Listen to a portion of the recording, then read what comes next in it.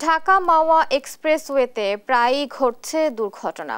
গেল বৃহস্পতিবার বাসের ধাক্কায় অ্যাম্বুলেন্সে থাকা একই পরিবারের ৩ জন সহ ৫ জন নিহত হয়েছে। আরো জানাতে সরাসরি যুক্ত হচ্ছেন সহকর্মী সুমিত সরকার সুমন।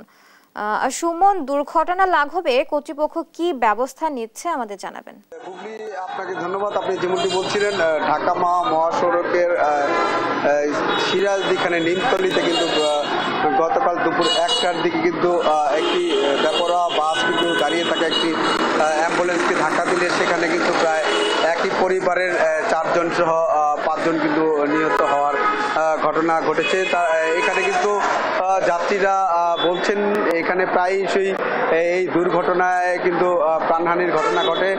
এটার কারণ তারা জানিয়েছেন যে এখানে তারা বেপরোয়াভাবে গাড়ি চালায় আসলে, এবং চালকদের দক্ষতা নেই এবং যত্র কিন্তু গাড়ি পার্কিং করে এখান থেকে আপনার যাত্রী ওঠানো পাওয়ার কারণে কিন্তু এই দুর্ঘটনা ঘটছে বলে আসলে এখানকার যাত্রীরা জানিয়েছেন। তো এখানে গতকাল যে দুর্ঘটনাটি ঘটেছে সেটি কিন্তু মাদারীপুর থেকে একটি অ্যাম্বুলেন্সে করে রোগী চিকিৎসা নিতে যাচ্ছিলেন ঢাকায়।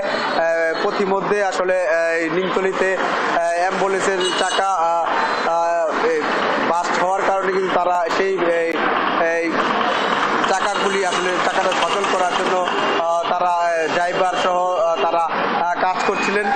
পেছন থেকে একটি বাস কিন্তু আসলে এসে সজোরে ধাক্কা দিলে ঘটনাস্থলে এক নারীর মৃত্যু হয় এবং ঢাকা মেডিকেলে নেওয়ার পরে কিন্তু আসলে আরও ৪ জনের মৃত্যু হয় বলে আমরা জেনেছি। তো এখানে কিন্তু পুলিশ বলছেন যে তারা প্রতিনিয়ত টহল দিচ্ছেন এবং যারা অতিরিক্ত গতিতে গাড়ি চালাচ্ছে তাদের কিন্তু মামলা দিচ্ছেন বলে আমাদের এখানকার হাইওয়ে পুলিশের ওসি জানিয়েছেন। তো আসলে এই ঢাকা মহাসড়কে কিন্তু এই প্রতিনিয়তই ঘটছে এই সড়ক দুর্ঘটনা।